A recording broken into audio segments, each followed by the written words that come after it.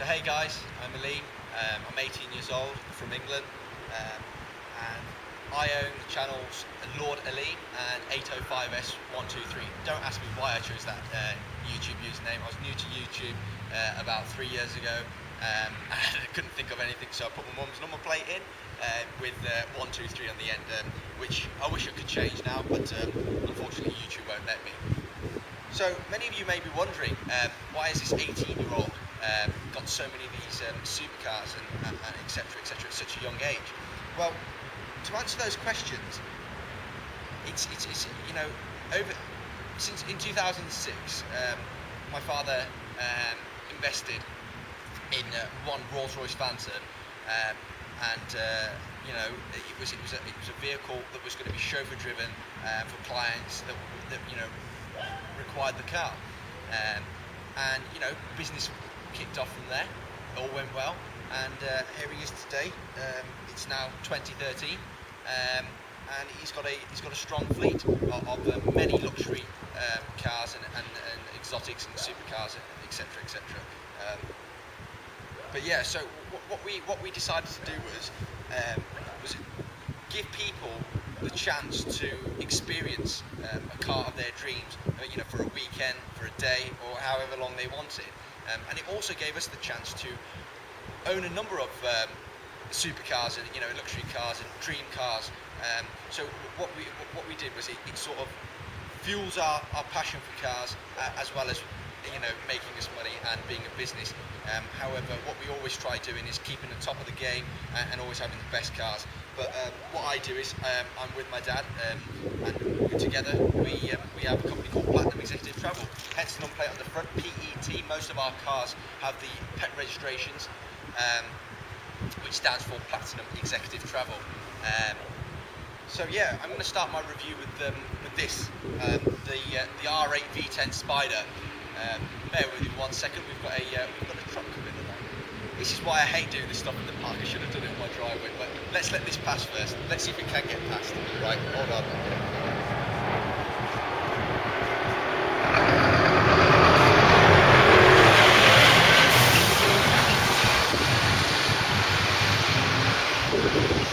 Right. Okay, you didn't clip on there or anything. It's all good. Right. So, like I said, I'm going to start the review with this V10 Spyder. It's my favourite supercar to drive. I prefer it over the Lamborghini LP560 Spyder. I prefer it over the R8 Coupe VA. I prefer it over the 430. Another car that, you know, would come close to it, and I probably enjoy driving it more, is the 458 Italia. But all these cars, they'll all be reviewed in the coming months. Yeah, so stay tuned, subscribe to Lord Aleem and 805S123, you know, to stay updated. But yeah, we're starting the review with this V10. This is an Audi R8 V10 Spyder. It's the Spyder version. The Spyder refers to the convertible. It's got a much deeper bellow noise to it. I mean, changing up a gear, down a gear, it always pops. So when I'm going up a gear, it's got this beautiful popping sound. It's so addictive, a bit like the RS6s. It's got the old Lamborghini Gallardo engine, the 5.2. This version here is an R-tronic. They have got the new S-tronic Audi out now. And actually, I've got one of them on order as well, so that we reviewed soon as well. The S-tronic is meant to be the better gearbox. I mean, a lot of the R8 customers were complaining about the R-tronic gearbox, so that was the fundamental upgrade that they did, and the most important on the new R8.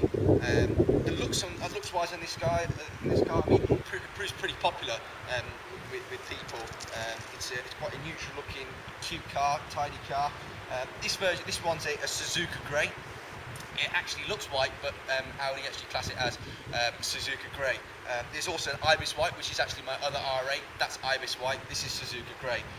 It's got these beautiful wheels on it, my favourite wheels. Gives it a much an interesting look on it. Other than that, let's start it up for you. Give it a noise.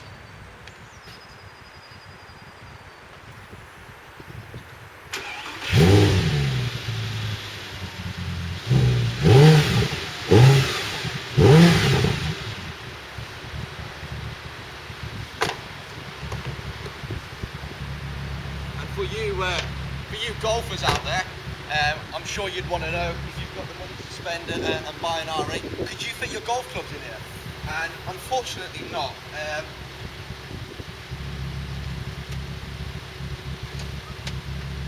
Yeah, no, you're not gonna fit golf clubs in here. Definitely not. No, that's a no. I think the most you'll probably fit in there is probably your gym bag, and that's about it. Anyway, let's go on to the interior.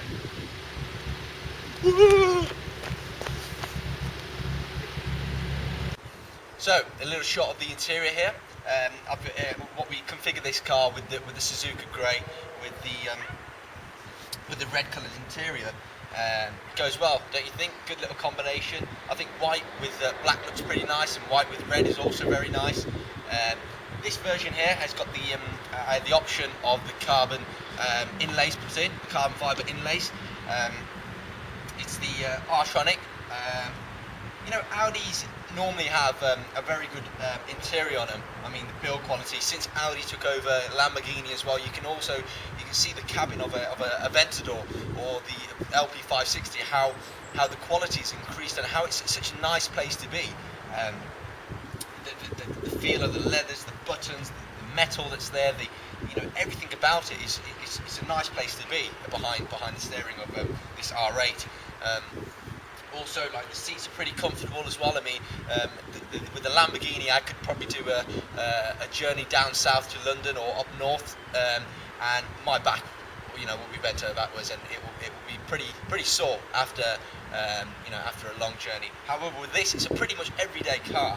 It doesn't feel like something that it's something that you need to pull out on good weather, or it's a car that you could use every day, and I think that's what Audi were aiming for, an everyday supercar. And I think they've achieved that well. So I thought I'd show you the interior in a bit more detail. These are the carbon fibre inlays. Got a lacquer on it to give it that shine. Here we are with the multifunction steering wheel, the R8 gearbox, with the sat nav, Audi sat nav. Brilliant piece of tech, that. Really good. What we've also got is the rev counter. That's how you determine it, with a V10 on there, reminding us that it's actually the 5.2 version. Yeah. What they've also doing is, and these little touches about Audi, which are brilliant, is around the dashboard where the gloss just there is all lacquered. However, as you get past that point there, around the other side there, it's actually a matte finish, and Audi have thought this through, because they know when the sun hits that the driver will be disturbed, as you can see there, whilst the sun is reflecting and distorting your vision. Yeah, guys, that's the R8 interior. Now let's move on to what you guys probably all want to hear and see. Let's have a few drive-by, shall we?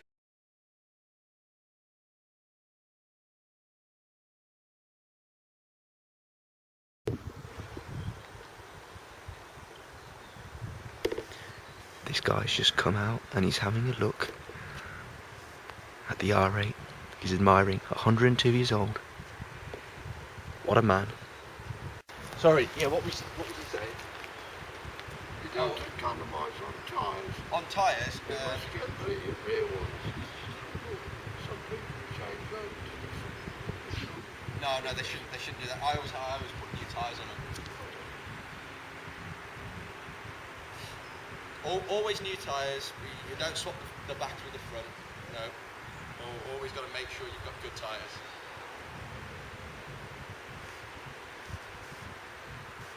You like it then? Shame it's made by the Germans though, eh? Yeah.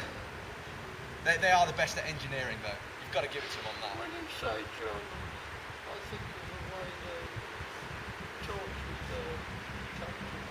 Yeah, they did talk to the captains I back. won't forget that. But see, you've been there and you've seen it all, so you know what they did. You know what they did. We can only learn from history, right? They do it. I was walking away from the first World War. I was up in 3-4. They were tortured, and they did it again in the Second World War. They've never been very Why would they fall for a person like Hitler? Yeah. I mean, you can imagine that we were Churchill, yeah. Hitler was a bad person though. Hitler was a bad person. No worries. You're gonna carry on now. It's a bit chilly. You go inside. You take care. I'll pass through sometime when I'm with the other ones, and you should always come out and we'll have a chat. Nice meeting you. Top man. Top man. Thank you. And yeah, tyres. I always make sure I change my tyres. Don't worry.